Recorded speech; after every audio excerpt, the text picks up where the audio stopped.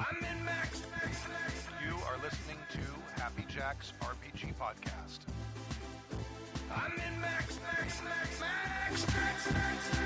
Pursuing the RPG hobby with reckless abandon. Why, hello, and welcome to Season 28, Episode 11 of Happy Jacks RPG Podcast. My name is Stu. My name is Kimmy. I'm Stork. We did it in harmony. Yeah. See, we're professionals here. We don't have an established order. We got it down. I've never figured out keep always Seamless. forgetting to do it. Don't know why I do. Put it on I'd the like to list. say I was first, though. by just a margin, just nothing. In this episode of Happy Jacks RPG Podcast, James from New Zealand asks for some lessons learned from pandemic gaming. Joe from Cambridge writes in with a quick question, and another Kurt sends us a horror story. Nice. I'm glad that we're adding to our collection of Kurts. Yes, we have yet another Kurt. It is really odd that all the Kurts I know are from the gaming world. Like, I don't think I work with a Kurt. I don't think and they're all here. I know one Kurt who isn't a gamer, but I know two. Oh. I know two, but not in this. This is back when I lived in Long Beach. Do you think One's- Russell games? He must. Considering the John Carpenter movies that he's done, he definitely has a nerd pension for sure. Right. Or nerds have a penchant for him. I don't know. He chose to go do Escape from L.A. That's and true. It was a choice. Yeah. and Big Trouble in Little China. He believed in that. He thought it was great, and that's the nerdiest of all films. Yeah, he leaned into it too. Totally. I guess he probably wasn't available to do They Live, so. If you'd like to email us, you can email us at happyjacksrpg@gmail.com. That's happyjacksrpg@gmail.com. We're about out of emails, which means the show ends, and it never comes back. So, blackmail. Is that a threat? Emotional blackmail. Yeah, that's exactly what it is. No. I thought we were going to start reading Russian literature, for a Ooh, whole hour. there you If we go. didn't get any emails. I've always had a penchant for Chekhov. I always found him hysterical. I think people didn't understand the sarcasm. Or we could in reenact the Chekhov. cherry orchard. Oh, yeah, the seagull. That's do a reading of the seagull. What was that book they made us read in 9th or 10th grade? The Good Earth? I can't Well, the remember. Brothers Karamazov was a big one, but also... One Day in the you got Life of Solzhenitsyn. Ivan Denisovich. Yeah, Solzhenitsyn, A That's Day in the an Life. That's an upbeat one. I was in I haven't college. read any of these things. It had to read Cancer Ward, which was his other sort of tome, or the Gulag Archipelago. Boy, do I know a lot of Russian literature? Why is that? We can do this if you don't send us emails. We will. Right. This sounds so fun. Oh, it Please is. Send us emails. Please send us emails. Please send us emails. I don't want to sit through any of this. I want option D. it's We read working. emails. happyjacks.org/ happyjacksrpg@gmail.com. That's our email Yes. address. We also do the show live. We're doing it on Saturdays at 10 a.m. Pacific time, 10:06 a.m. Pacific time, at happyjacks.org/live if you'd like to watch the show live. And it's funny how this used to seem like an early morning time before I had a child. Oh, yeah, that changes quick, huh? Now I'm like, wow, I've been up for so many hours. I've done so many things. I've got the half the day already. Yeah. Is having a child giving you perspective on the rest of us that struggle with children? I mean, I feel like I've always understood pretty well, especially like. That's I mean, true. I'm Stu's kid's godmother, and like, so it's like I get that, and being. And a you work teacher. with children for a living. Yeah, but I feel like it gives me like this whole new perspective on what it is to be terrified of things in the world. Oh, yeah, Yeah. absolutely. Because literally everything is terrifying now. It's just like, oh my gosh, like so that's It was a little terrifying yeah. before there was a global plague. Yeah, right, Yeah. right. So having a child in the middle of a global plague, that was exciting. I think also it's really interesting the effect it's had on the games I can play, video games and tabletop games. I had to do, like I'm playing, I am playing a D&D game right now, everyone. Yeah, that's me. Wild, right? So like my GM did Lines and Veils at the beginning before we started the campaign, or doing Curse of Strahd. which I thought was like a one-shot because that's how much I know about D&D stuff. So the next 2 years of my life are going to be with this game. Yep. Luckily, I like the people in it a whole lot. But they did lines and veils, and I was doing that for the first time since I'd had a kid. And suddenly I'm like checking the little boxes on the sheet that he sent us, and I was like, oh, wow. Oh, there's a lot. Oh, no, I can't handle that. It's very strange how different it was. And he was really great about it, and he rewrote a big chunk of the campaign, which I guess evidently has like creepy kids or dead kids or something in it. He's like, oh, nothing with kids. Cool. I'm going to have a lot of work to do before our next session. It's like, okay, thanks. So that's been interesting, like just seeing how that's changed things. And I'm interested to see if that changes as she gets older. It does. We had to stop watching Law and Order SVU at some point. Oh, it was like, no, I'm done with that. And then ER, which is my favorite show, we had to stop watching it. Yeah. It really does shift your priorities because suddenly everything else is inconsequential. This comes first, and you always that's the core, and then everything spins out around that. Yeah. So in many ways, it streamlines your life because you know exactly what you're going to be doing all day long, and then everything else is gravy. But it also, in some ways, sort of complicates your life. I can't, or I don't want to, or I don't have time anymore. Luckily, I didn't have to worry about that during a pandemic, so nobody was doing anything anyway. That was one plus. Yeah. Yeah, but it has helped my game writing a lot because you can do game writing anytime. Like, baby goes to sleep suddenly. You don't have to pre-plan it. It's like, oh, no stream time that I have to get the baby to sleep by. It's like, oh, baby went to sleep at 11:30. Okay, cool. I'll write for an hour before I go to bed. So I've been very prolific in my game writing this year. Yeah, it's amazing how your writer's block goes away when you have no choice. Yeah. This is my 32-minute window. I'm going. Exactly. Get anything on the paper. Must write. Oh, I actually, Ray Bradbury came to my college and talked about that. And that was the one thing he really said is like, as a professional writer, just sit down every day for X amount of time. And whether you stare at the blank page or something comes out, but he says you need to get the discipline of sitting down in front of that, nowadays it'd be computer, and just do it. Yeah. And he's right. It's a muscle and a thing. You just have to set aside a block of time every day, whether you feel like it or not, and do it. Yeah. It's been good. Yeah. And I would contend that 2 years ago, if I told you that future Kimmy would be showing up for a 10 a.m. show on a Saturday morning, you would laugh at me. You would say, let's do 11. Yeah, I would have said, let's do 10:30 or 11 for sure. And I definitely would have like woken up at like 9:35 and like quick, like be throwing on like a sweatshirt over my robe. Hey, I'm here. All right. Lessons learned from pandemic gaming from James in New Zealand. There we go. No preamble. What? Yeah. Oh, okay. No Send preamble. it back. I mean, that's a choice. Thank you for your email. In future emails, please include preamble. Happy Jacks. Send him a rejection email for his email. We appreciate your contribution. Dear sir or madam. Beggars can't be choosers, okay? We need emails. Yeah. Send with or without preamble. Yeah, Allervant says he sent an email in March. I may have missed it. So if you can reshoot that to me, if you can, I can go and search, but I do miss stuff because it all goes into one big fuckwit email bin.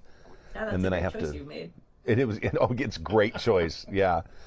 Yeah, my email is because Happy Jacks forwards to my personal email, and that's also my work email, and it's also everything else email. You know, we don't have to keep doing that. Well, the problem is I only have one email address I have to check, and that is convenient. That is the problem. Yes and no, because I check it consistently, and like when I'm at work, I have to check because I get critical communications. Yeah. So. Yeah, like Happy Jacks emails. But sometimes. My question is prompted by a comment that Erica Odd made on the Discord a couple of weeks ago. Okay. She mentioned expecting to have a hard time going back to physical gaming after getting used to some of the quote-unquote bells and whistles of virtual tabletops. I mentioned that some people have been using virtual tabletops at in-person games for years, but I think that's probably been a small minority. Excuse me.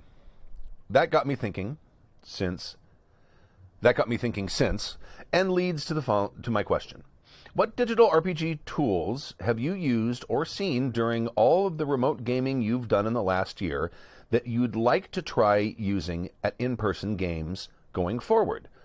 While I'm at it, what other things are you going to try doing differently at an in-person games in the future?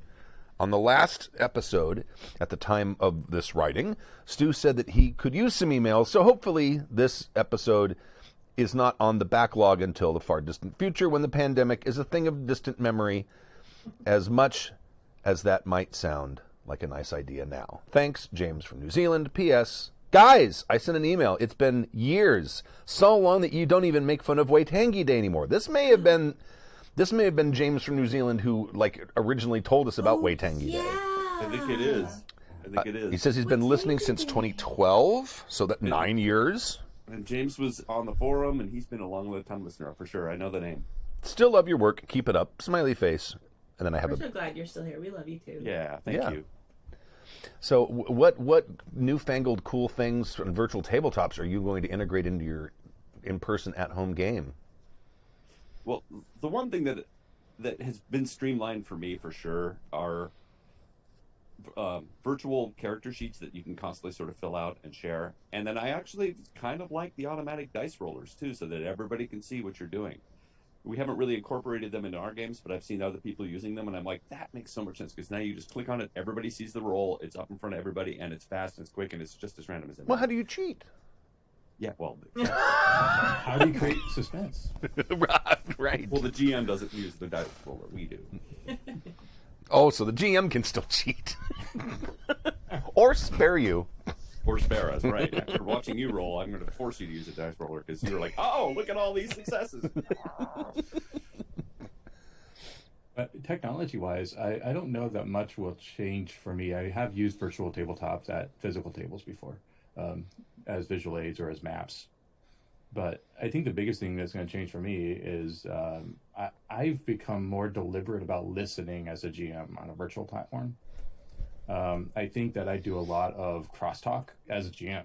I think it's fine for players, but as a GM, I tend to insert and just join, the conversation rather than sit back and listen. So that's like one, because you have to on a visual, on a virtual setting, you have to hit your mute button, you have to listen. And that's something that I took away with. I also think I could go without wearing pants at tables too. That was working out for me in some games. I'm still shocked from that. Where's my X card? Where's my X card?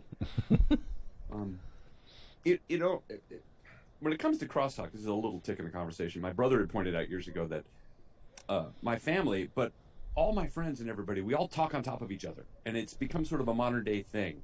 And just sitting back and genuinely listening, not just waiting for your turn to talk, is a skill that I think that we have all lost. And it really is exacerbated on Zoom when you can't actually talk on top of each other. And it's made us all take a step back and go, let me just sit back and listen. And then when when people look at me, then I will respond. And I think it's a skill that we have lost, and that we all probably, especially as a GM, need to remember to do. I'm not shaming anybody. I think it's just something that I have noticed, especially because of Zoom. It's a really interesting concept, and you can apply it in your daily life too. When you're having a conversation with somebody, I find myself waiting to say something clever and actually listening to what they're saying. Or because all of us are fairly intelligent people, we've already finished their sentence. We already know what they're going to say or where they're going, and so that we've already formed and so we just jump right in before they finish. And it's rude, but it's also presumptive. You're like, how did you know what I was going to say and answer to it? And it can really wear people down. Mm-hmm. That kind of makes me feel vindicated when I was insistent about players when we're sitting around the table wearing headphones all the time, because then they can tell when they talk over each other, no one can understand what anyone's saying. Which is why I wanted people to do that. And now everyone knows that lesson because they've had to wear headphones or earbuds for the last year every time they game. So now, victory lap. Hopefully. I'm hoping when we get back, everyone's not just so excited to play. They will be. That they just are like, oh, we can talk to each other constantly. So we'll see. You'll have to remind people of that. I have a feeling that it's going to go right back to normal.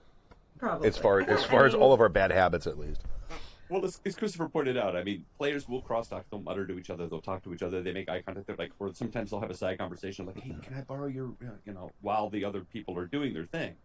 And you can't really do that in Zoom, but you're not also just interacting with other people. You're not spilling soda on people. So there is going to be a lot more chatter, I think, at the table than you would have at Zoom anyway, just by the nature of people bumping into each other. Oh, look at I all. think crosstalk with players is okay to an extent. I mean, I think that needs to happen. Actually, Agreed. feeds energy into the table.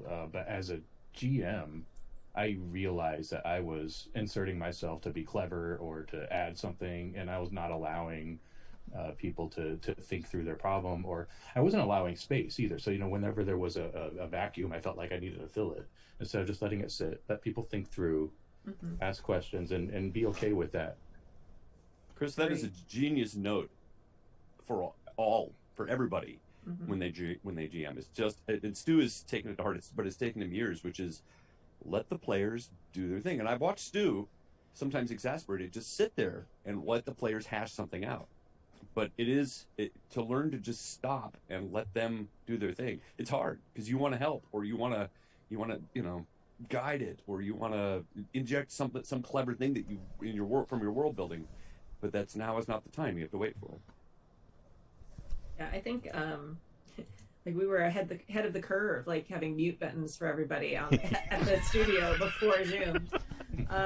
Yeah, no, I agree. I think a certain amount of crosstalk and freedom to talk over each other, and especially in character conversations, if they're having an in-character argument or something like that, I think that's something that we've really kind of lost with Zoom. I know there are some people who are just super great at that, and people who were doing Zoom gaming long before, we before the pandemic. Like, there were people who have complete streaming channels that everybody does is come in and Zoom all the time. But I miss that about in-person gaming, because you can do it in a way that even if you're really practiced at it, you can't do it over virtual playing and remote playing. I think one of the things that I will miss the most, and we've kind of done it with Slack, but it's hard to do, is the chat and having the chat there for things. A lot of times when I'm playing, people ask like a rule or something, or hey, what page is this on? Things like that in chat, so it doesn't distract from like the role playing, and someone who's not actively in the scene can answer them, or even just like you can direct message each other. Like, sometimes I've had people, because I've been running a bunch of play tests of my game that I'm writing, like I've had one of them direct message me an X card, so it's like nobody else knew, so I was able to steer it away from what was happening. And there was not any of the weirdness of, oh, okay, like even a very practice group at X cards, like there's still like this moment of, oh, the X card has been touched, and and even if you don't ask about it, or you just automatically steer away from it, there's like that moment that makes players a little hesitant to use it, I think, sometimes. And being able to do it completely privately with like nobody seeing it was a really cool, awesome thing. Amy, you just solved the X card problem for me, and Stu's brought it up numerous times, which is the act of using the X card telegraphs the fact that you have the problem, and people who are smarter than the average bear can now figure out what your problem is, so it's no longer private. Mm-hmm. And so by literally texting someone the X card, and no one will know, and the GM can just steer it away, it keeps it safer that way. That's the solution for me. Wow. I'm incorporating that in the game. That's a couple of times during the Call of Cthulhu game, that's how people sort of did their X card thing. Because I've been doing this since prior to the fucking disease, but I've got Slack open almost all the time now when I'm GMing, because it's just too handy. Yeah. To be able to give people secret information, or if someone's got a sidebar going, that can happen. The only thing that would be nice if I could type with my brain rather than my hands. Someday. Yes. Someday. We're pretty close to that, actually. Yeah. I think that's a good point. Having a computer at your station while running a game is something I've never done. But I can see the value in that now, especially if it's like a tablet or something that I can flip around and show images and things like that, and having a text interaction or text group. Sorry, I'm doing the same thing we were just talking about not doing. It's super helpful for me when I'm GMing to have a computer there, because I tend to I'm a very improv GM. So it's like, oh, they're going there, I should probably learn a thing about that place, or what kind of animal might be in this jungle that they're entering. I've done a lot of like on the fly Googling, like as I'm running games. So that's always been helpful. Another thing I really have enjoyed about virtual gaming as a GM, is watching the players' faces. I watch my players, but it's very easy to kind of get like, distracted when there's things at the table, there's dice rolling, you've got papers in front of you. With virtual, especially like Zoom or Hangouts or whatever you're using, it's like their face. Like, you've got this. So like, it's very interesting to start reading those micro expressions that you usually wouldn't notice.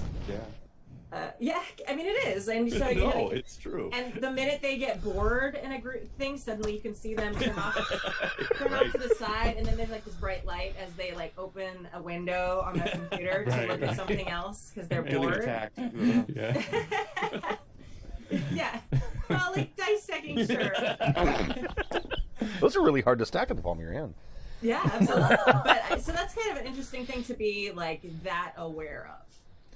So I like it, and it's a weird thing because like you have that instinct like Chris was talking about of, oh, okay, got to get this story moving, but you can't talk over people.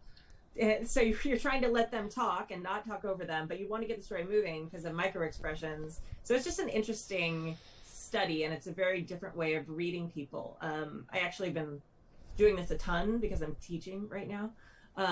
So your brain gets super tired. I was reading an article that was sent around to some teachers about it because our brains are trained through evolution to study body expressions and facial expressions and all those things. In Zoom, you have a very small sampling of that.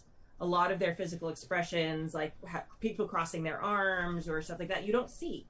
So your brain is working overtime to process the smaller amount of information that it is getting, which is like the facial expressions, which is why sometimes we're more tired after a Zoom session than we are a normal session. But it also means that because your brain is working overtime on that, you might notice more.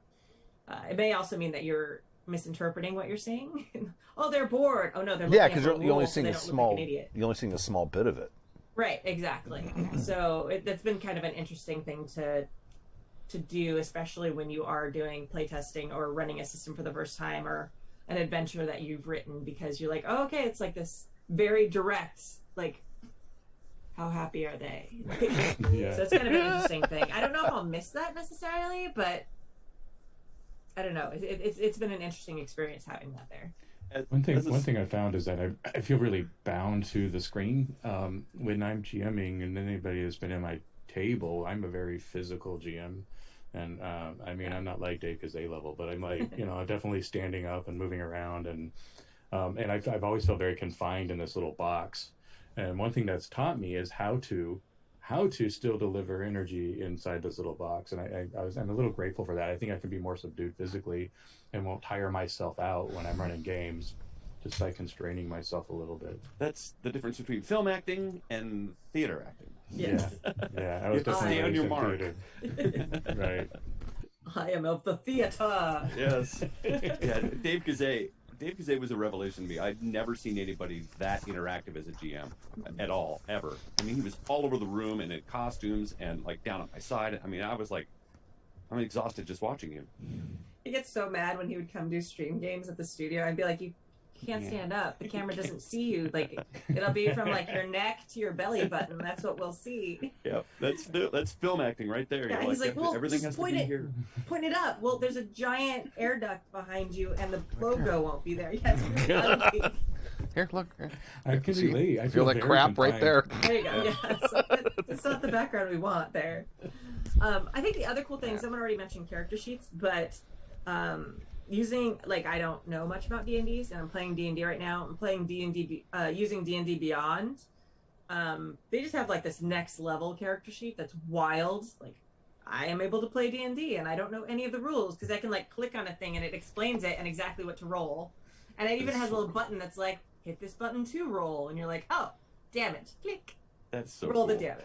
I Yeah, it's love fantastic. D&D Beyond. I love it. It makes a system that for me was overblown and like I'm not into like the tactical minis type game, and that's basically like that's what D&D is. It's cosplaying as a role playing game, but it's a miniature tactical game. But it just made it very accessible for me, and I'm having a really great time playing because I don't have to sit there and worry about all those little rules. I can worry about my character. So that's been just as a kind of a revelation. DM, it's huge to have D&D Beyond as well because of the same reason. You can just kind of click through things and you don't have to know the rules. It just tells you. Oh, does it Steve have Jackson on the line and have him do that with GURPS, please? Because then gonna everybody will be happen. playing GURPS and nobody will complain about having to worry about the rules. Does it D&D Beyond have all the monsters and all that stuff, and it gives you Everything. How And much? That's your expensive. GM That's not cheap, though, is it? Yeah, it's No. expensive. Well, my account is free. The GM account costs, but the thing is, the GM can buy like the adventure books or whatever they call them, because I don't know anything about D&D. Adventure Pack. And and then you have access to that as a player if they add you to their game. Right. Oh. And you can have a lot of people in your campaign. I've shared mine with like 20 people. Yeah. But it's $30. So you buy the adventure if you want the hardcover. You buy the adventure if you want D&D Beyond for access to it at the fingertips. And then it's like you have to buy it on Roll20 if you want the virtual tabletop.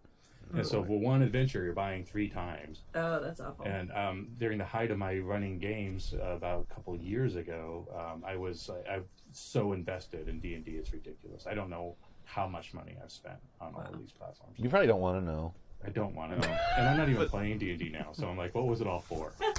What's it all mean? But $30, that's cheaper than one of the D&D books, isn't Yeah, it? I would get, if I were buying into D&D, I wouldn't get the books. I would just get D&D Beyond. That's all you need, No, is it $30 period or $30 a month?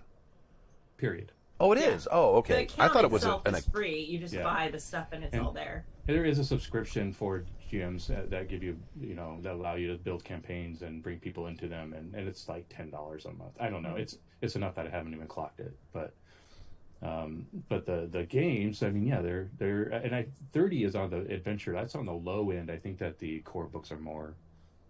I don't know. They're probably exactly what the real books are. I don't really know. I love that. Probably. I'm incorporating that into my games now. This would bring us back to our email. Email? Oh, All right. One other thing I was going to say is I have the opposite problem that Kimmy does, which is I'm not very good at improv because I don't trust myself yet. So I have to have the computer in front of me so I can call up all the maps and all of the little things and all of the monsters that I have planned for that area, so that I have it all ready there so I feel comfortable. So I need it for the opposite reason. I don't need to look stuff up. I need to go find the stuff that I already have planned. That's funny because I'm so much better with my notes in person. Like all my notes for games are written in a little notebook. Yeah. I don't know why. I've tried like all the digital tools. Like people have sent in so many great suggestions over the years, and I've tried them all. And like Google Docs, kind of. I think just because I use Google Docs so much for work, so I'm comfortable with it. But even that, like just a written notebook with like, hey, these are the rules you always forget. This is how they work, and here's the bad guys you made for this, and here's some extra things just to skin is whatever you need. It took me a while to figure out what my problem was with PDFs and virtual files and all that, and that's part of the thing is that my brain also organizes things in space. So like if I have a notebook, I know that it's about 3/4 of the way down. I remember that was the area that I wrote down in. yeah. And when it's just page after page, I forget what page it was on. But I know when I look at a notebook, I know I put it roughly here.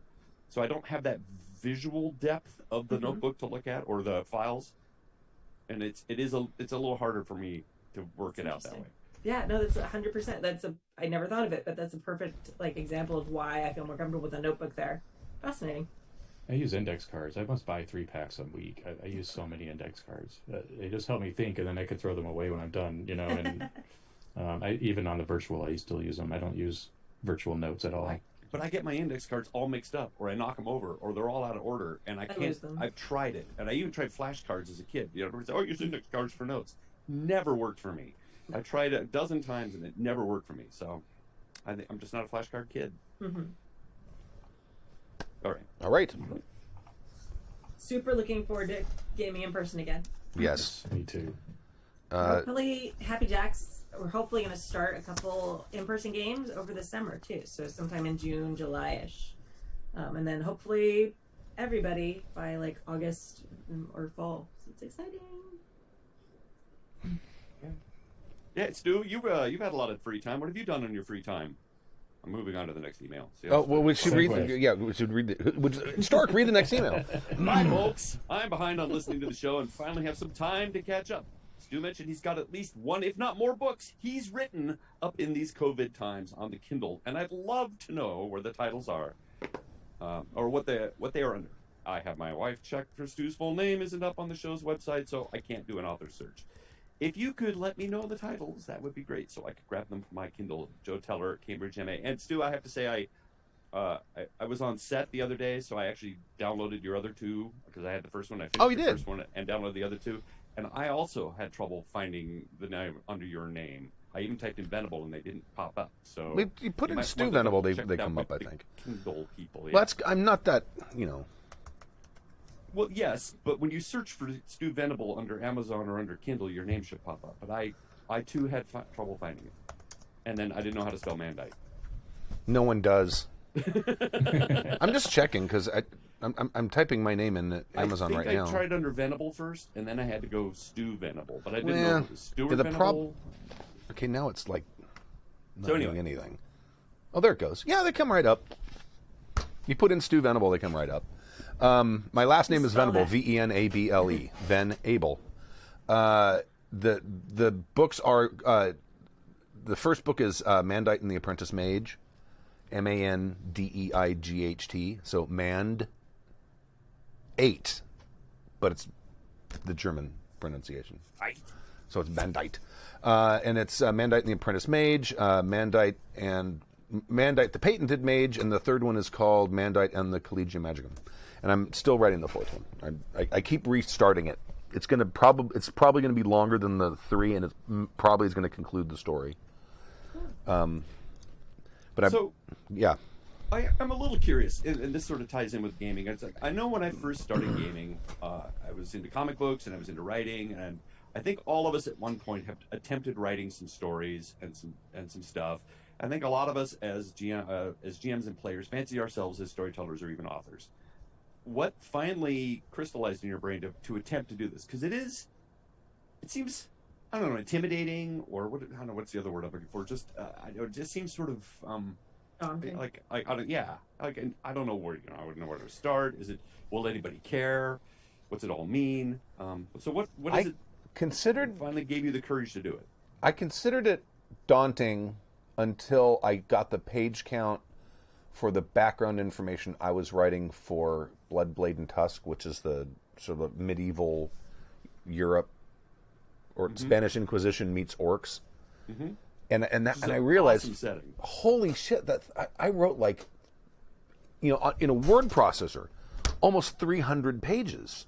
Like, wow. And I'm like, I can write a novel.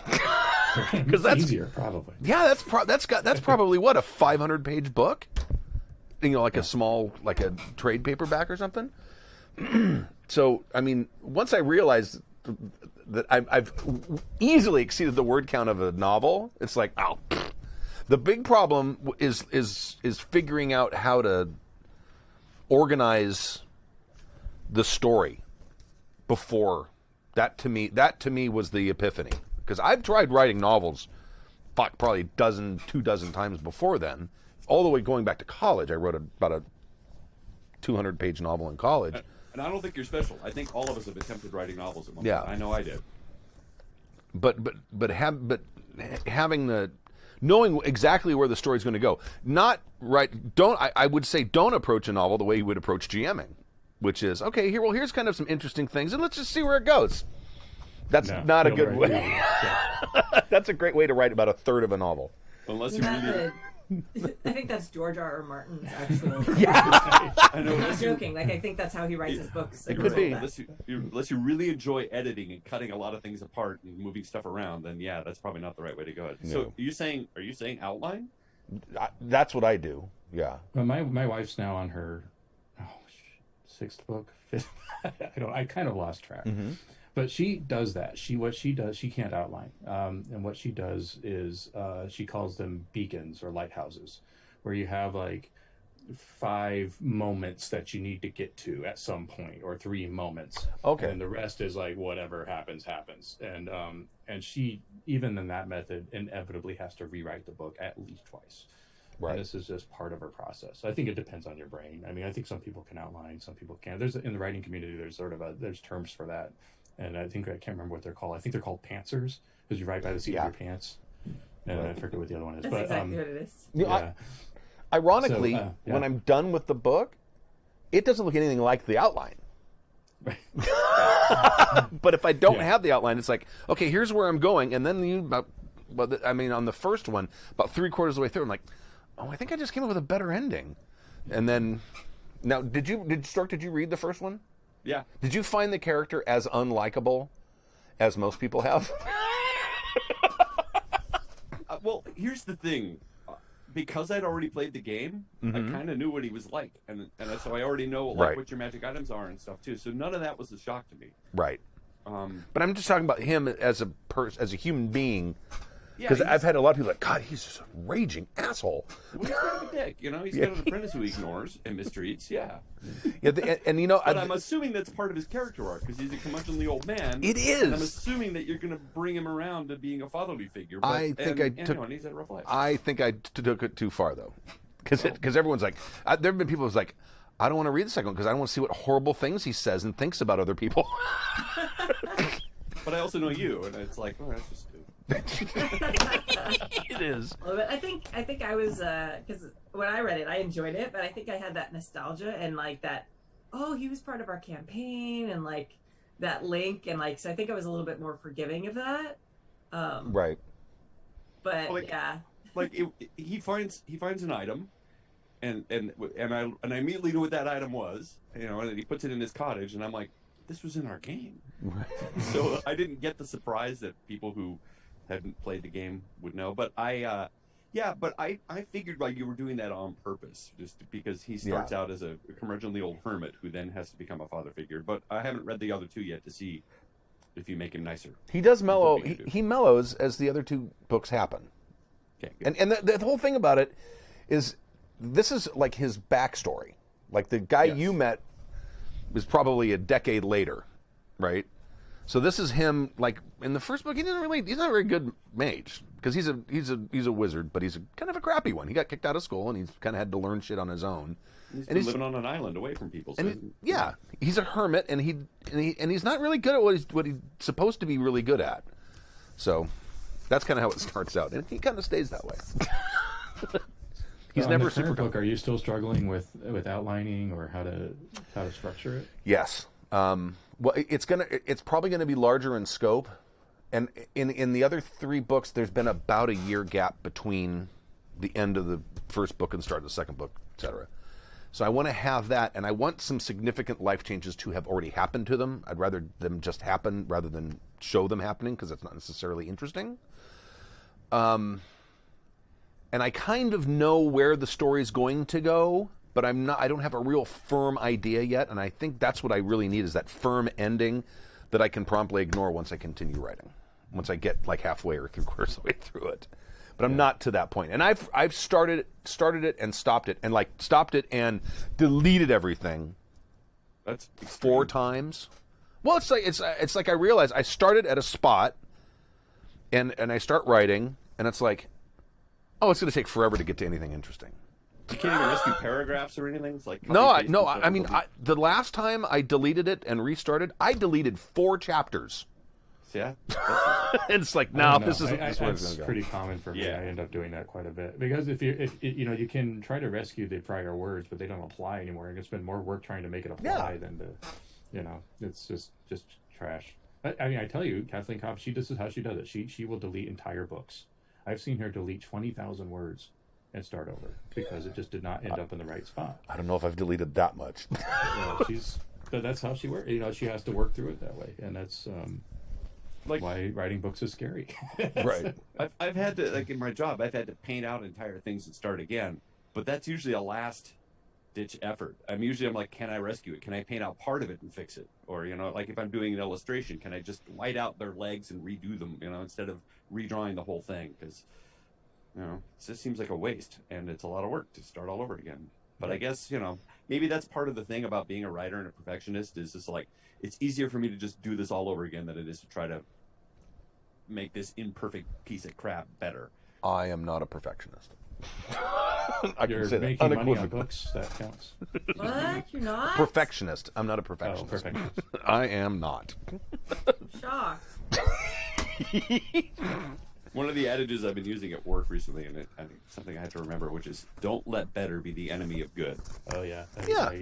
Because sometimes you drive yourself crazy trying to get for perfection. You're constantly like, there's a guy at work who's got a lot of OCD, and he's constantly sighing, and I'm like, we're gonna constantly disappoint you, Ethan. I'm sorry. He's in a constant state of disappointment because it's never as good as he wants it. And so it's like, don't let better be the enemy of good. This is good. What we have right now, this is really good. Don't try to make it better because you're just gonna fuck it up. I'm more like Sometimes. don't I believe let that. don't let better be the enemy of just good enough. Well, that's yeah. Squeaky by. It's sometimes because we work under crushing deadlines, just good enough is what they're gonna get. Right. Because that's what we had time for. Right. So anyway, thank you for asking about the books. That's what they are. And Stu Venable on Amazon, clicked right to them.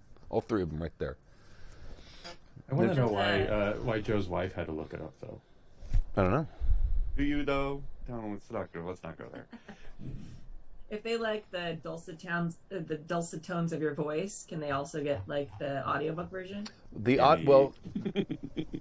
I have at this point given up trying to get the audiobook version on Audible because the amount of I'm not going to re-record it because I've already recorded the first book. It is available for free as a podcast, Mandite and the Apprentice Mage, and it's on Amazon or Apple Podcasts and all the other places.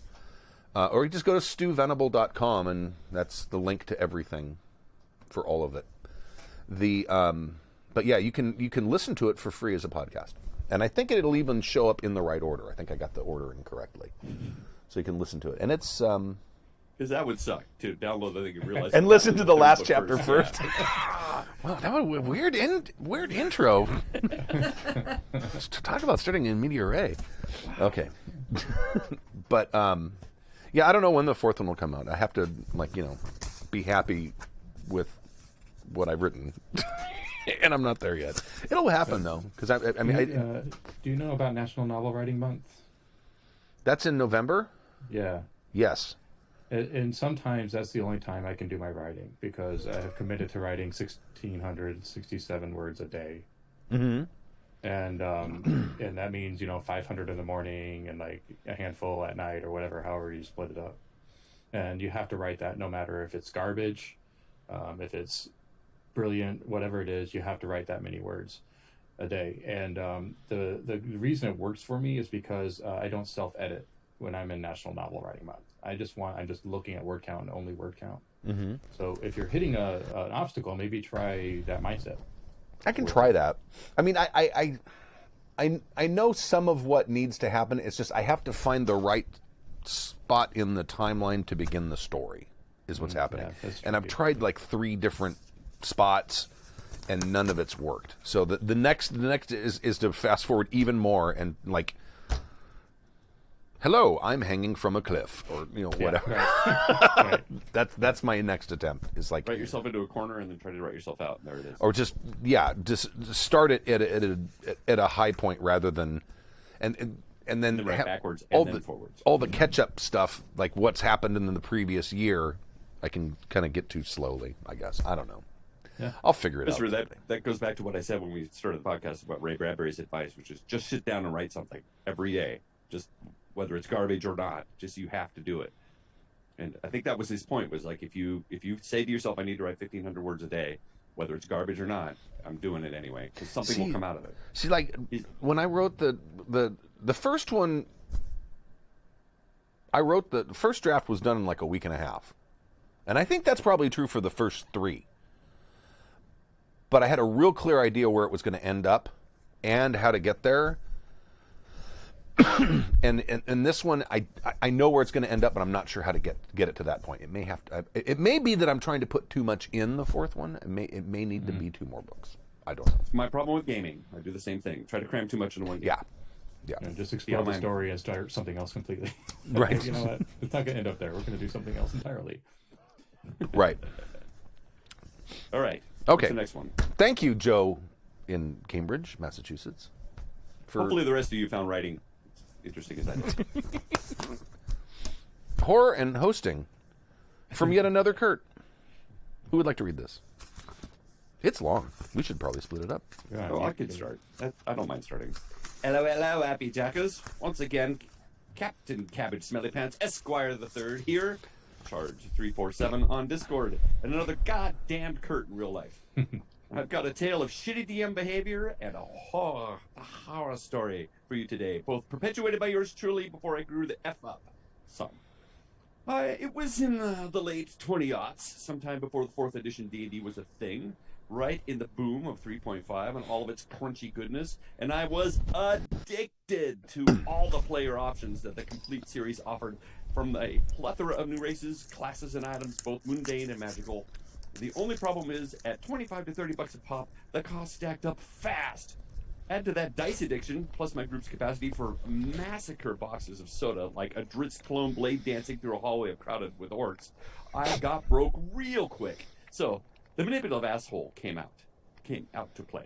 Look, I'm the one that bought all the books, and you guys are using for free, mind you, and you all get to come over to my house and hang out whenever you want to use them, all the time, mind you. Plus, I give you all a set of bland-ass white opaque dice as a welcome to the group gift, for free, mind you, and you all drink my Coke, damn it, you know I need caffeine. You get the picture. Not a generous host. They were unhappy, but they paid, and then they turned the guilt back on me and made me realize how much of a shithead I was being. Oh, I still kept the money and still bought more books, but I promised to never extort them for cash again. And while that is a promise that I have soundly kept, I just wish that I had been able to resist buying it a 4E. Yeah. Chris, you were in the beginning of you were talking about this as well, right? And how you fell down the rabbit hole hard. So this must be eek. Well, yeah, I think I got my money's worth. I mean, when you think about what you spend money on, hours and hours of entertainment, so I'm not too worried about it. But if another edition came out, I'd be like, no. I just like reading. I'll pass. For my horror story, I still have 4th edition D&D books, like leveling bookshelves and stuff, like tucked underneath. I got shit. a whole drawer full of them. I got rid of almost all of them except for like one or two. See, but I don't like to throw any of that stuff away. Not only did I pay the money, but I also think at some point I might find it useful, if nothing else, just for inspiration. Maybe. Sometimes, you read the Book of the Plains, you go, oh, that's really cool. And even though I'm not going to do a D&D Plains book, the thought of other planes might lead to something else. That's true. That's true. For my horror story, I have a tale I like to call "Quit Trying to Split the Party and Stay in the Damn Group." Subtitle: How I Blue Diced My Party Out of a Boss Fight. Blue Diced? Is that a term I know? I don't think that's a term I know. Anybody? I'm assuming it's derivative of blue balls. That's what I'm thinking too. Yes. Oh, that might make sense. Okay. Blue Diced My Party Out of a Boss Fight. That's got to be what it is. It was a one-shot night. And the setting was a town in need of adventurers to help stem the tide of a group of hobgoblin raiders. The town mayor, a muscled brick of a man that'd give Gaston a run for his money, with a morality that'd give Captain America a lecture on integrity. To be fair, this wasn't as dumb as it sounds, since I was aiming for an NPC so likable that he'd be instantly hateable, and I succeeded in droves. Anybody else want to read? I'll start, yeah. Now, most of my group had their characters lined up in a row. Some had motivations, some had connections. One person, though, he wanted to play an emo goth kid sorcerer. This is not a description of his character's stereotype. This was the literal description of his character that he gave me, which was fine until it became apparent that he had no intention of taking part in any of the group's activities, sitting on a stump, writing poetry in his jam journal. His words, not mine. Do you want to buy anything from the shop owner? I'd ask. Possessions are immaterial in the end, he responds. Do you want any healing potions? You can get one for free from the shopkeep for promising to help the town, I'd offer. All of existence is pain, he retorted. Oh, I think it's an awesome character. Yeah, totally. I think it might be in the wrong game, but it's right. an awesome character. Now I know he's taking the piss, but I wasn't invested in this being a super serious game either, especially after combat started and one of the hobgoblin raiders was depantsed to death. I don't know what that means. I honestly don't remember how it happened. I just remember that it happened. The real quote-unquote fun started when I introduced the biggest, meanest, nastiest bugbear boss to the mix. This was immediately tackled by my totally not an overpowered self-insertion NPC, the mayor, who put him through the wall of a nearby house. Oh, so the party gets to watch the GM's NPCs fight. The GMPC? Right, that's interesting. Causing the front of the collapse, separating the party from the boss and leaving them with peons to contend with. Now everyone else was fine with taking care of the minions first, but the Sharpie-nailed poet laureate was having... This dude should be writing books, because I'm really liking his conversational style. And Sharpie-nailed poet laureate. Poet laureate. Was having none of it. At the beginning of the game, I did make it clear to my group that one of my house rules was do not split the party in combat, which may sound unreasonable. I would agree. But I was not going to try to run two separate combats at the same time, especially how Munchkin-esque my group built their characters, and how hard it was to stay on top of the sheer carnage that they could do in a single round. You know, I get that, because D&D is hard with one combat, as we've all found out. Oh, yeah. And then if you've got two of them to deal with, There was a moment, and I was running a D&D game at a con, and someone was splitting the party, and it was right during a very complicated combat situation. And that was splitting the party was going to cause another combat situation. And I literally begged her to not. I said, "Can you please? I'm begging. Can we just act like you didn't say that? Is there a way we can just not?" And she said, "Okay," and that was nice. Couldn't you just run it all as the same combat? Yeah, they were going to start a whole nother combat with a whole nother setting, a whole nother situation. Oh, wow. So I begged her not to do that. But geographically, it couldn't have been too far away. Well, it was going to be on the top of it was actually Strahd. It was going to be on the top of the keep. Well, there's other combat was happening at the bottom. So it's going to create like two theaters, basically. Right. Okay. And I begged. It wasn't my finest moment as a DM, but I get it. After the Crow clone Rebel Without a Clue, my description, not his, decided to run around the back of the house so that he could get first dibs on the sweet XP from this bugbear boss. He was rather annoyed when I told him that there was no back door for him to get into. This is a dirt-poor farming village. Who the hell has enough money for two doors? Good point. The cost of metal hinges alone probably could feed the guy's family for a week. He accepted, begrudgingly, to which he countered, "Any windows?" I was willing to give him one, but with a catch. There was only one window, but it was on the second floor, and thus comedy ensued. Would someone else like to continue? Sure, I'll do it. And then you can finish this off. I'll just read like a couple paragraphs and then you can edit, Chris. First, climb check. Failed. Second climb check. Failed somehow worse, which got him stuck hanging upside down by a leather pant leg caught in the window shutter. This is when I decided, out of annoying spite, to have my Titanic Battle of the Ages reemerge from through the back wall of the house. Pretty much the same way as they went in, except this time our poor magic boy was in the way. Thus he took bludgeoning and piercing damage from the shrapnel. Since I am petty, pretty dick, don't split the combat party. Now, by this time, the main group had finished off the first wave of invaders. Notice how I put an emphasis on first. The rest of the night was a flurry of quick skirmishes with small groups of goblinoids, including multiple lesser but still formidable bugbear lieutenants, with a subplot of the little emo kid getting his ass beat by the collateral damage being dealt to the town by the Titanic boss fight that they were chasing, all leading up to the culmination at the center of the town square, where the group rushed into the scene of one of the army's champions holding the severed head of the other. Go ahead, Chris. Let me tell you, when they realized that the player character NPC had not only ganked the boss fight, but had done it off screen, oh man, that was a sight to see. They were understandably upset, and the browbeating that from them that was one that I will remember for the rest of my gaming days. Yeah. Keep in mind, the entire time I was cackling like an ass. This is like old stew. But the message did not get through my thick skull. It's no fun to get your target ganked, especially one that can give you an overpowered player NPCs run for their money. This is when I got my idea for monster mutilation. I had I let the party on take on a badly wounded boss that had just taken down my shameless self-stand-in, the sense of self-accomplishment would have been exquisite. The story is also where I got the rule that I can never seem to follow no matter how hard I try. NPC should be as is, if not more flawed than the players. It's a damn shame I can't ever seem to remember to keep that in mind when I write up my NPCs.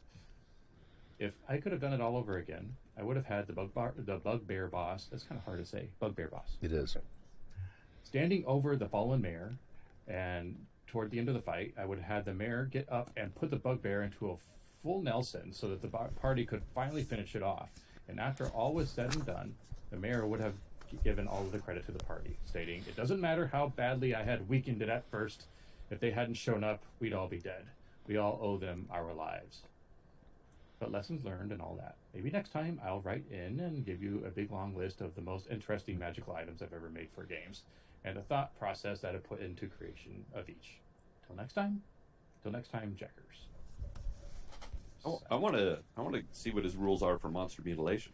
That seems like an interesting concept, which I like, because it would give your players a chance to take down a boss maybe that's above their skill set at the time. You know, if he's already maybe partially wounded. Especially since you've set it up that they have to combat him. Yeah. Yeah. Oh man, though, this is definitely a horror story, and I'm really glad that you've grown past these days and realize what a dick move all of this was. Oh yeah. Like, oh man. And I've been in games where the GM, at a con actually, where the GM inserted his overpowered NPC. GMPC. Yeah, and they dropped them in because we were struggling, or they wanted to play and show off. And it's I think something some people do and don't realize that it kind of sucks and it's kind of stupid. I think a lot of people just, I want to play too, and it, for all the reasons that he's pointed out and more, it's not really ever a good idea. I think it's like at cons, like I think it comes from GMs who make a plan and can't deviate from it, because they need to, like, especially when you have that 4-hour time limit or whatever you have at whatever con it is, like they need to move the story along. So sometimes I've seen people drop in GMPCs in for that reason, which I still hate, but at least I feel like it's not a malicious intent there. It's like, oh, you need to get to the end of the story before our time is up. It's still annoying, and I think there's much better ways to do that. But yeah, it's especially when it's in, like, I don't know, campaigns and stuff, and it's like taking the kill away from everybody else. Like, yeah. It's like, I can sort of understand, like, if you have this rule, which I don't like that rule, but I feel like if you're gonna, like, okay, I'm gonna punish this one person or make like tie them up so, like, I don't end up doing 2 combats at the same time, like, oh, he gets trapped and then I'll handle this other combat and then we come back to him, maybe as just like a time management and GM attention management strategy. Still kind of a dick move. But then to, like, have your guy be like the hero and, like, kill the boss off screen. Especially in D&D, where kills equal XP. So you've literally dangled this great giant XP and magical item trap in front of them. So that was a honey trap, a thirst trap. You're like, ooh, look, oh, take it away from you. Yeah. And so none of these guys got any of the XP that they were hopefully getting, because that's a mechanical part of the game. So you have to kill things to get things. You don't just get it. Yeah. So that is twice the douchey move. Right. Well, and it very rarely do you meet the boss the same session that you start. So they've probably been working up to this for a couple sessions at least. Right. Man, I don't even want to think about that. Oh, right? Damn. Okay. No, I had I could see a big fight between two OP NPCs happening as like background setting. Right, You know, yeah. with another conflict happening that's more important to the players here. And then occasionally, like in a Deadpool comic, you know, the walls collapse because something's going on behind them, and they're like, oh, okay, anyway, let's get back to this thing that we actually care about. You know, and I could see it being done that way. And at first I thought that's kind of what he was doing, because he set up this sort of comically horrible mayor. But yeah, that's definitely not the way he drove it. Yeah, or if that was their problem, like if there was a bunch of like collateral damage happening because of this major fight and people were in danger and they had to stop this fight, like, okay, that would have been kind of interesting. Like, you don't want to kill this hero of the town, but you've got to stop him from wrecking things and also stop this bugbear boss. It is very fun to say. Like, I don't know, I could see a lot of ways that this could have been turned, but yeah, no, he was just trying to be a dick, and I'm glad he owns that now. Yeah. You know, the closest, in recent times, the closest I came to, because I did something very much like this a long time ago in like the late 80s, early 90s. But in recent times, the closest I came to this was what I guess probably would have been a TPK, and it was at a game convention. It was one of the early playtests of Moment of Truth, and it was Bloodblade and Tusk. And I was playtesting magic rules at that game, and the magic in that system. The reason I haven't released it because the magic is just ridiculously overpowered. But someone cast like a firestorm or something, which is like an area effect, massive amount of damage thing, and they hit and they seriously injured all the orcs that were attacking the party. But they also seriously injured everyone in the party and maybe like almost killed a couple people. And but there were still a few who were conscious, but they were not capable of doing anything anymore. And I literally had the cavalry ride in, like the town near where this fight happened. Like the guards on the wall said, "Hey, there's some people fighting out there. We should go send someone out there and break it up." And then here come a bunch of horsemen. But it was more of a trying to stop. It would have been a TPK otherwise, and it was right at the end of the session, but at that point I'm like, I don't want it to be a TPK because I don't like TPKs. So it just as the last person's losing consciousness, they hear like a horse riding up, and orcs being stuck with spears and shit. That's not stealing victory, though. That's like resolving a TPK without killing them. Right. And for a con, I can see that. I mean, you're basically trying to impress a bunch of strangers, and you don't want them leaving going, "What a fucking dick!" All right.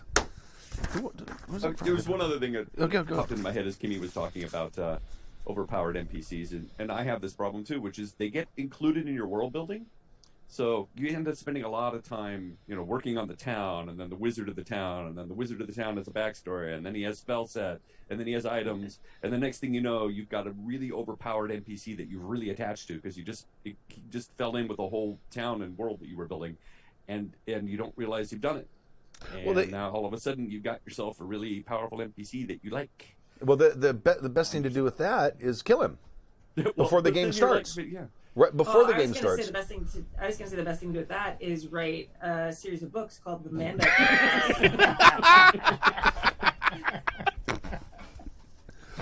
Well played. Thanks. Was it the I don't think he was that big. He was not a huge NPC, was he? Tower a lot. Huh? We went to his tower a lot. Like, well, that. You ended up killing him because we used him as a touchstone all the time. And as no, sort of see, you're thinking of his brother. Birdstaff? No, Oh, we yeah. did some, There were two but Birdstaffs. There's Yeah. Xavier Birdstaff, who was the guy you guys used to go to all the That's time Yeah. for advice. Yeah. He was basically the guy with the exclamation point over his head. Yes, Yeah. yes. And then at some point he got captured, and I think that's when you ended up meeting his like black sheep younger brother, Yeah. who lived out in Because the. you captured Birdstaff, like the original Birdstaff, because we were going to him all the time. He's like, "Oh, you can't go to him anymore." Here's his We're like, brother. "Oh, he's His got brother's a brother." necromancer. Spoilers. Oh yeah, I There's guess no it is spoilers in the that, book. 'cause there's no record of that. We didn't record that game, so there's no Right. spoilers for that. All right. Well, thank you, Kurt, for the horror story. And it really, that's a GM confession, really. Yeah. And horror story. It's a twofer. Yeah, It we is. appreciate it. Some of those are the best horror stories, is when Yeah. it says, look at the shit I did. As a 14-year-old boy. Right. I'll have to write in about my my Rifts years in the 90s. Those are the best. Rift Yeah. horror stories are the best. All right. All right. I'm going to go ahead and close it down. Where's mine? Stu, you can go first. After, You guys get your order in. yeah. Is it this one? No, it's not that one. It's this one.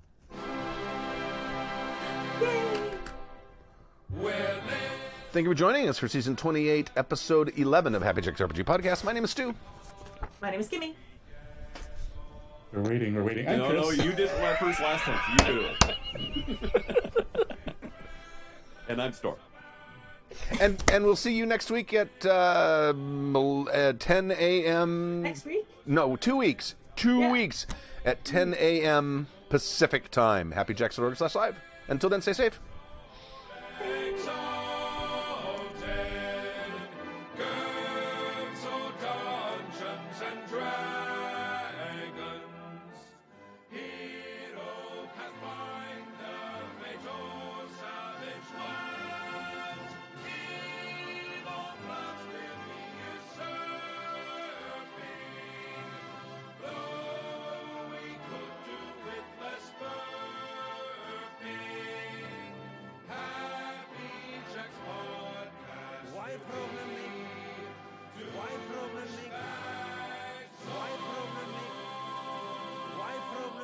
When you no problem have, you don't want to make. The preceding program has been a presentation of the Angry Folk Media Empire.